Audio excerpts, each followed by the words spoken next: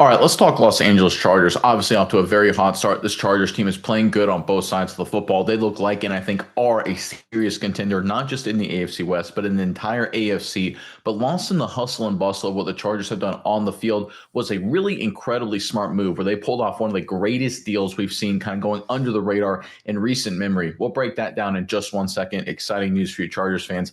But first, I'm Nick, that is Andrew, and this is Saturday Morning Inspection.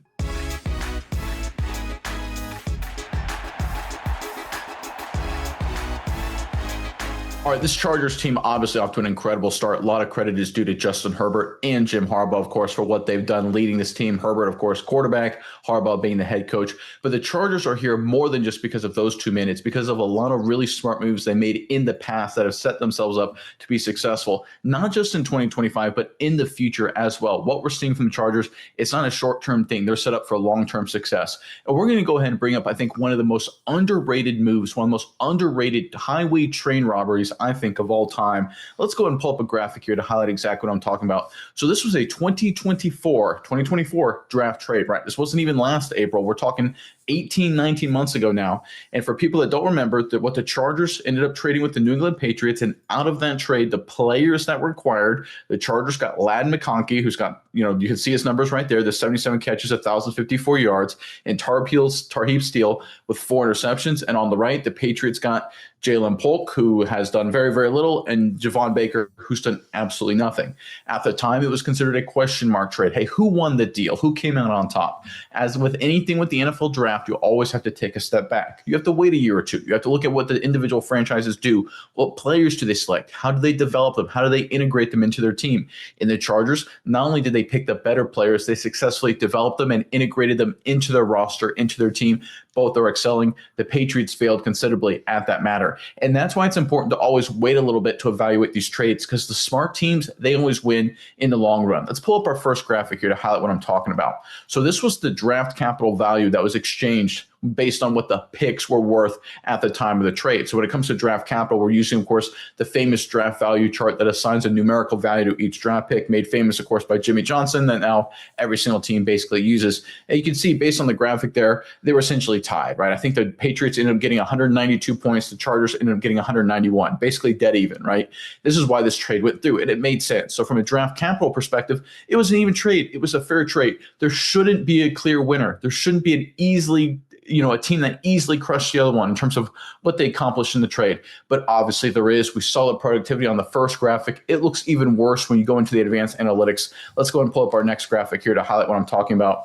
So this is the expected points added between the aggregate of the 2 players acquired by the Chargers, of course, McConkey and Still, and the 2 wide receivers, Baker and Polk, acquired by the Patriots. So this is the expected points added based on the productivity of those plays. And I like EPA as a metric because it kind of looks at when and how teams produce, right? If it's 3rd and 10 as a receiver, for example, you catch a 7-yard pass, it doesn't help you at all. Whereas if it's 3rd and 7 and you catch a 7-yard pass and convert, it's a big win. EPA factors that kind of stuff in. So I think I like using EPA. I think it's a better metric sometimes than just raw data. And you can see the Chargers a little less than 10. That's pretty good. How about the Patriots? Minus 20 EPA. So not only did the Chargers get positive value with their acquisitions, which of course is always the goal, of course, the Patriots got disastrously negative value. And it speaks to the difference between the 2 franchises, where they were last year and where they are now. The Chargers, not only do they make smart moves, they integrate them successfully into their franchise, into their team, and it helps prepare them forward with incremental success. The Patriots, a lot of struggles the past couple seasons, right? We've seen it on the field. They make moves. Those players actually hurt the team, right? As bonkers as that sounds, the Patriots would have been better off, based on the analytics, the moment this trade was done, to immediately cut Baker and Polk. Think about that for a second. The Patriots lost this trade so bad, or the Chargers won it so decisively, that the Patriots would have been better the moment they made this trade to cut the 2 players they got. The Chargers obviously got better players. They improved. You can see that positive expected points added right there on the right with the Los Angeles Chargers. And this is what the good teams do. This is what the smart teams do. We know the Chargers have made a lot of headlines because their physical play, Omarion Hampton, right, overcoming the Najee Harris injury, Herbert playing fantastic, a little resurgence with Quentin Johnson. Of course, we know Harbaugh leading this thing, defense under Minter doing a lot of good things, right? It's been a team effort across the board. But it's moves like this, trades like this, deals like this, the incredible value, I call this a highway train robbery. To get this kind of discrepancy in value for a 2nd round draft trade is absolutely bonkers. It's unheard of. It speaks to why the Chargers, in my opinion, are not just a contender for this year, but for many, many seasons to come. All right, Miles, I know you've got a few thoughts on this, but first, Chargers fans in the comment section below, as we look towards the future, look towards the rest of the regular season, what is the one concern, right? The Chargers are undefeated right now playing good football, but no team is perfect, of course. What's the one concern you have with the Chargers squad right now? Is it the fact you're going to rely on a rookie running back a lot going forward? Are there other parts of this offensive line maybe where you have concerns, right? Remember, Rashawn Slater is hurt. People forget that. This Chargers offense is clicking without a Pro Bowl offensive lineman, obviously, for the entire season. Look, there's a lot of areas where the Chargers are going well, but there could be some concerns. Give us your biggest one in the comment section below. But Mize, I will throw it over to you now. What are your thoughts on everything going on with the Chargers?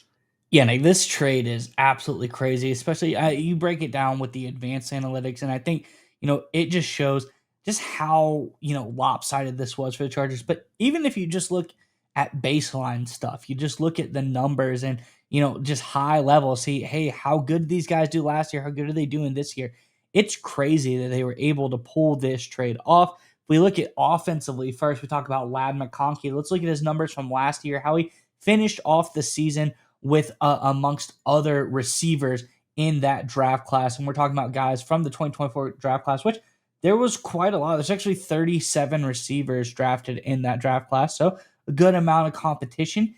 Overall, offensive and receiving grade, he's number 2 in that draft class, just behind Malik Nabers, who is another fantastic receiver. He was the number 6 overall pick. So can't fault anyone there. Malik Nabers is great. If you're like competing neck and neck with Malik Nabers, that's good company to be in if you're Ladd McConkey.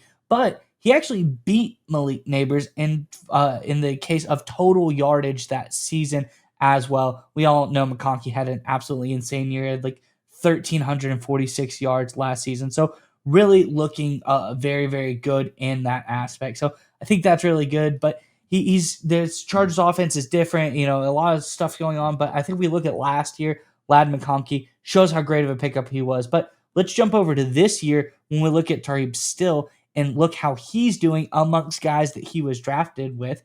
He's the number 1 cornerback out of that class this year. Just every metric across the board, defensively overall. Tarheeb Still was the number 1 overall guy in the 5th round is beating out guys like Nate Wiggins. He's right in front of Nate Wiggins for the Ravens, who was a first-round pick, 30th overall. It's beating out guys like Cooper DeJean. Everyone loved Cooper DeJean. He was, the talk of the town last year. Tarheeb Still outperforming him this year. If you look at him versus not just guys in his draft class, but every corner in the NFL, one metric we love on this channel is stops. How can guys come in and make plays that are losses for the offense? How can they make negative plays for the offense on defense? Tarheeb Still number 1 player in the NFL at the cornerback position in stops this year with 10, doing really, really great job there as well. So I think these guys are absolutely, just high level, looking at just their baseline stats, all that stuff. Fantastic players, big time steals for this Chargers teams. Get into the analytics, get into the deep, the nitty gritty. They're definitely good as well. So all around, this was a great trade for the Chargers. And it's like you said, got to take a step back sometimes, think about things, look at it from, the outward perspective. And now that we've done that, you take a look at what's going on. This was a great trade for the Chargers, and these guys are having fantastic starts to early on in their careers.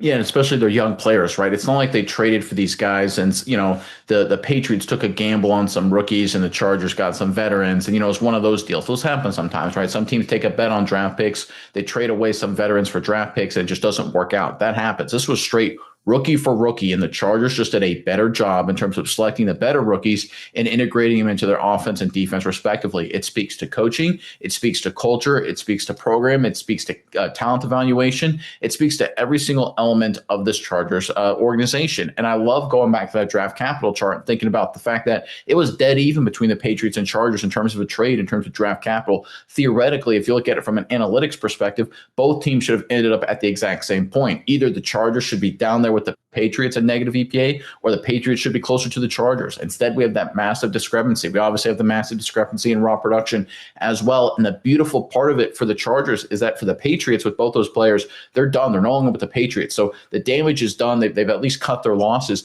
But for the Chargers, they have good players that are only going to add more value. So while the Patriots, it took a couple, a season plus to cut their losses and say, all right, we minus 20 EPA, we're done. We're going to try and just move on. We got hit in the face and we're just stuck. We just lost that trade. The Chargers are going to continue to win that trade as McConkey continues to be productive, as Still continues to make plays and be a quality defender. So what we see right now at this point in time, if we just take a picture today, the Chargers clearly crushed it with one of the greatest, I think, second-round draft trades in recent history. I can't think of anything that actually is better than this in terms of raw value differential, but it's only going to get better for the Chargers. And that's the beautiful element why not just the present is great for LA, but the future as well. It speaks to the quality of Ortiz running the show, Harbaugh, Minter. You look across the board, this coaching staff, offensive players, defensive players. This Chargers team is doing well this season. They look like and are a legit contender, but the way they manage their operation and the way they evaluate players and the way they put them in positions to be successful will continue to support this Chargers, not just winning in 2025,